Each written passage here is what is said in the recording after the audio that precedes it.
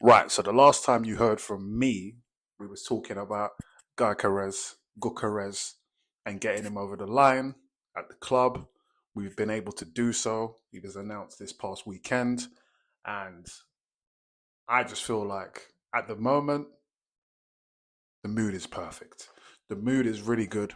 You can tell there's a big anticipation building for this season. We've got our striker over the line. We haven't really signed what I would call a out and out striker in, we're talking 6, 7 years. Maybe going back to Aubameyang. We've had Gabriel Jesus, who as a forward, I'm not going to call him a striker, as a forward, I believe is a quality player, brings a lot to the team. Especially in our 22-23 season, he was sensational in terms of transforming our front line. Of course, we've had Havertz, who played as a number nine for the majority of last season and maybe half of the season before. But originally, he was bought as an attacking mid.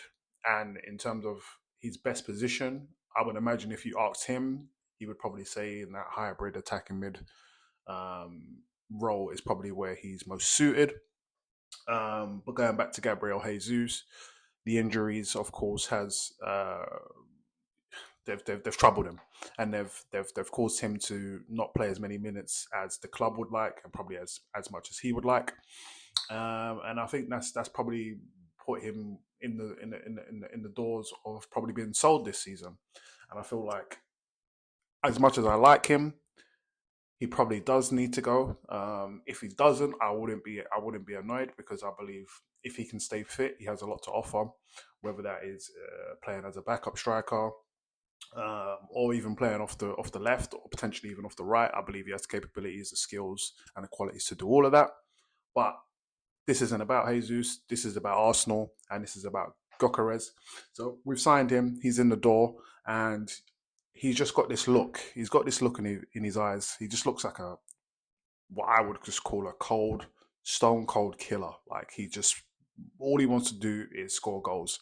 Even in the interviews that he's done so far, he's presenting himself as somebody who's not necessarily a talker, not necessarily somebody who wants to do too much wordplay. He just wants to play football, get on the field, apply pressure, and score goals. And that's what we need, and that's what we love. And I feel like that's what's going to elevate the team to the next level and potentially get us over the line. So spirits are high. Of course, now all of the rumours have transitioned towards Eze. There's talks about us potentially having to put £35 million up front, and then the rest